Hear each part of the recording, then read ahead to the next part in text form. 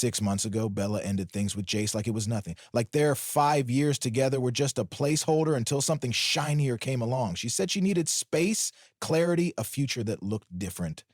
2 months later, Instagram said she'd found it in the form of Daniel, a man with a country club smile and a family fortune as old as his cufflinks. Jace didn't cry. He didn't beg. He didn't even ask why. Instead, he did the one thing Bella never expected. He stayed silent. But silence doesn't mean surrender, because as Bella played blushing bride-to-be, her phone kept betraying her. It started small, late-night messages that smelled like regret. Just needed to hear your voice. Do you ever think about us? I miss you. Jace never responded, not once. He let her words pile up like snow on a windshield, silent, cold, blinding. He didn't delete them. He screenshotted every last one. He made a folder, labeled it proof, because part of him knew that Bella wasn't done with him. She just wanted her cake, her castle, her vows, and the boy she thought would wait in the shadows forever. But Jace wasn't in the shadows. He was sharpening the truth, quietly, calmly. Even days before the wedding, the text kept coming. Can we talk before Saturday? I don't know if I'm doing the right thing. Tell me you haven't moved on. It would have been funny if it wasn't so insulting. Jace didn't laugh. He printed the messages, every single one. And on the morning of the wedding, he put on the cleanest suit he owned, one that said, I'm not here to beg. I'm here to end this. He looked at himself in the mirror, sharp jaw, cool eyes, no tremble in his hands. Not anymore. He picked up the manila envelope and slid it under his arm like a sermon. Today wouldn't be quiet, because when someone builds a fairy tale on lies, the truth doesn't knock. It walks right down the aisle. The morning of Bella's wedding was warm, golden, and grotesquely perfect, like a scene ripped from a lifestyle magazine. Everything gleamed, the white roses, the polished champagne flutes, even the smiles of the guests. Manufactured, rehearsed, hollow. But behind the scenes, something far less curated had been brewing. Jace had spent the previous week getting everything in order, not just the screenshots, but the timing, the details. He wasn't going to interrupt a moment too early or too late. This had to land with surgical precision. Right before the vows, right when every eye was on her, right when silence fell for solemn words. That was when truth would ring the loudest. The texts didn't stop. In fact, they intensified the closer Bella got to her fantasy day. 2 days before the wedding, you never said goodbye. It still doesn't feel real the night before. Just say you miss me too. And then at 2:13 a.m. on the morning of her wedding, I don't know what I'm doing. I wish you'd show up. She probably thought it was safe to say that. Jace hadn't replied in 6 months after all. In her mind, he was the ghost she could summon at will, the one man who still saw the real her. Under the veil, under the lies, under the need to be perfect. But Bella didn't understand who Jace had become. She'd always mistaken his silence for softness, his distance for devotion. What she'd never realized is that the quiet ones are often the most dangerous, not because they yell, but because they listen, and they remember. The envelope had grown thicker over the weeks, every message printed with timestamps, context, and no commentary. He didn't need to explain, he didn't need to editorialize. Let the truth expose itself. Her words were enough. Jace booked a car. He didn't trust himself to drive, not today. He wanted to arrive calm, clean, untouched by adrenaline. He slid the envelope into his suit jacket and sat back against the leather seats, watching the city blur by. Somewhere across town, Bella was probably being zipped into silk, powdered and pinned by bridesmaids who had no idea their queen was built on secrets. He thought of Daniel the groom, and the strange ache of pity bloomed briefly in his chest. The man didn't deserve this, at least not until he knew. Jace wasn't here to destroy him, just to hand him the truth and let him choose how to walk through the fire. Arriving at the venue was like stepping into a dreamscape. Gold trimmed everything, staff dressed in black and white like a chessboard, string quartet playing in a garden where nothing seemed real. But Jace belonged there, more than anyone. Because unlike the guests, sipping rosé and smiling for photos, he knew the truth. He held it, in ink and paper, in proof. He didn't sneak in. He didn't dress like he was hiding. He walked through the front like any other guest, his calm presence parting the crowd like a ripple. A few heads turned. Some recognized him. A couple of Bella's cousins paused their laughter. No one said a word. Not yet. Inside, he spotted her just for a moment, at the far end of the hall. She laughed too brightly, eyes flicking across the room like she was scanning for someone. For him, maybe. She was radiant. She was lying. And Jace, he was done being her secret. He wasn't here to ruin a wedding. He was here to end a performance, and the curtain was about to fall. The music shifted. The soft strings faded into a hush as the wedding coordinator gave a subtle nod. Guests stood from their gold-trimmed chairs, the rustle of fabric and whispered anticipation rolling through the venue like a wave. All eyes turned to the grand entrance. The bride was moments away, but Jace moved first. Not fast, not dramatic, just intentional. His shoes made barely a sound on the polished floor, but his presence sliced through the ceremony like a scalpel. One by one, heads turned not toward the aisle for the bride, but to the man walking down it instead. A man in a charcoal suit, tailored to quiet perfection. No urgency, no anger, just purpose, just proof. Daniel the groom was already standing at the altar. He looked handsome and proud in his tuxedo, hands clasped in front of him. That calm flickered when he noticed the shift in the crowd's attention. His brows creased slightly. Then he saw Jace. A breath caught in his throat. Confusion flashed across his face, quickly followed by caution. He didn't know who Jace was, yet. But the envelope in his hand made it clear. This man wasn't just a guest. The whispers grew louder. Someone murmured, "Is that her ex?" Another, "Why is he here?" Phones were raised discreetly, already recording. It was too late to stop what was happening. The silence wasn't sacred anymore. It was charged. Jace stopped just a few feet from Daniel. He didn't look around. He didn't address the crowd. He reached into his jacket, pulled out the manila envelope, and held it out to the groom like an offering.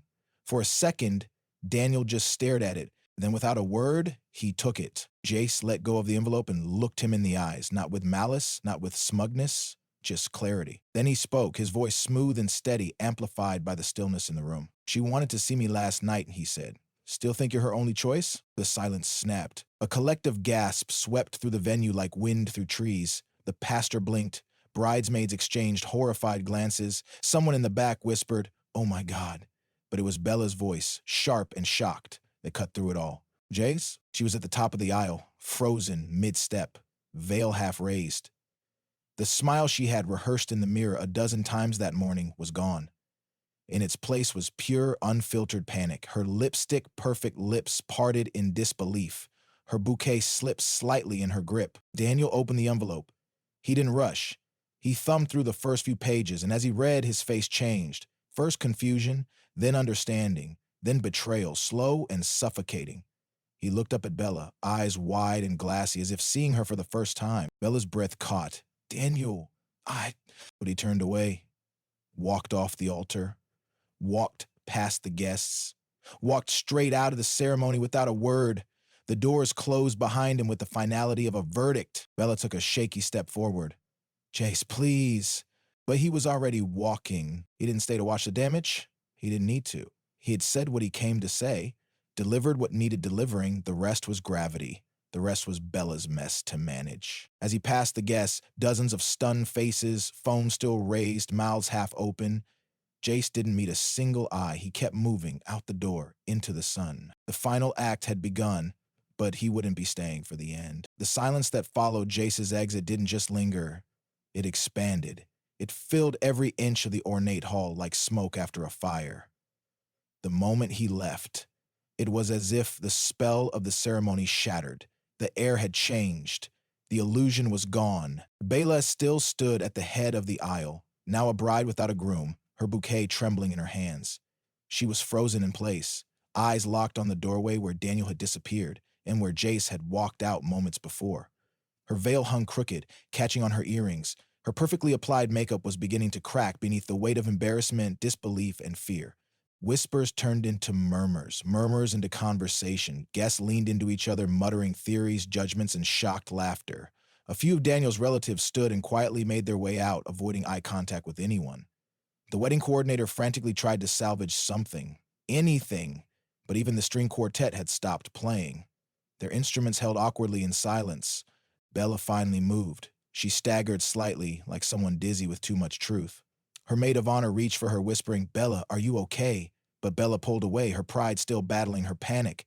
She looked around the room, hoping to find sympathy, perhaps a friendly face, a place to hide. But she found none. Her carefully crafted persona, graceful, flawless, untouchable, had cracked in front of everyone. It wasn't just the ruined ceremony, it was the proof, the timestamp messages, the irrefutable betrayal. She hadn't been exposed by rumor or jealousy, she'd been exposed by her own words. Some guests checked their phones, already watching clips of the scene that had just unfolded. Someone had uploaded it before Daniel even walked out.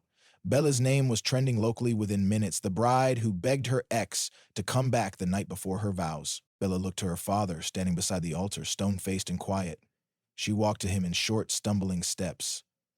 "Dad, I can fix this," she said in a whisper that cracked. He didn't say anything. He just placed a hand on her back and led her down the aisle, not as a bride, but as someone who had just been walked off a battlefield, stripped of her armor. The guests slowly began to rise, unsure of whether to follow or stay, still processing the drama that felt more like a scene from a film than a real-life implosion. Outside, Daniel was gone. His car had peeled out of the venue 5 minutes earlier. No one knew where he went. His best man tried calling him, but it went straight to voicemail. All anyone could do was speculate. The once anticipated union had ended in a single sentence and a stack of screenshots. Meanwhile, Jace was already halfway across the city. He didn't look back. He didn't refresh his phone. He didn't check social media. He simply sat in the back of the car. The window cracked, just enough for the spring breeze to carry away the final traces of the morning's performance. His expression was unreadable. Serene, perhaps, but not satisfied. There was no joy in what he did, only certainty. He hadn't shown up to gloat or destroy. He showed up because someone needed to. Because silence had run its course and the truth had earned its stage. He opened his phone one last time. A message buzzed through. From Bella. "I need to explain. Please just talk to me." He stared at the screen for a moment, then blocked her number. No words, no response, no more room for maybes. The truth had spoken. The show was over. Jace didn't go home right away. He asked the driver to take the long route. No destination, just movement. The city slid past the windows in soft focus, its noise muted by the calm that had finally settled in his chest. For the first time in 6 months, there was no what if, no lingering ache, just silence, the real kind. The kind earned, not endured. And the phone buzzed again, though the number now came through as unknown. He didn't need to read the message. He knew what it would say. An apology, a plea, a confession, spun into another web of half-truths. It didn't matter. He deleted it without opening it and scrolled to the blocked contacts list. One name. One final tap. Done. Bella had always thought she was the ending to his story, that he'd orbit her forever, pulled by a gravity she mistook for love. But today, he'd stepped out of that orbit, not to cause pain, but to free himself from it. He'd given her every chance to choose silence. She chose secrets. He answered with proof. Back at the venue, chaos rippled through the aftermath. Vendors were packing up untouched hors d'oeuvres and dismantling golden centerpieces. The staff moved efficiently, unbothered by the shattered event around them. For them, this was just another canceled fairy tale. For Bella, it was something else entirely. A stage she no longer controlled. A spotlight she couldn't dim. Word had already spread beyond the venue. Photos of the envelope, clips of Jace's single sentence, posts dissecting the timing, the drama, the fallout. Her followers were divided, some in sympathy, others in disgust, but Bella didn't respond to any of them. She sat alone in the bridal suite, her gown unzipped and wrinkled, her hair coming undone strand by strand. Meanwhile, Jace returned to his apartment that evening, quiet, clean, safe. He took off his jacket, hung it neatly, and tossed the now empty envelope into the trash without ceremony. No trophies, no souvenirs, just closure. He poured a drink, not to celebrate, but to mark a moment. A line crossed, a chapter closed. His phone sat screen down on the counter. This time, no buzz came, because he had finally taken back the narrative. And silence, real silence, had never sounded so good.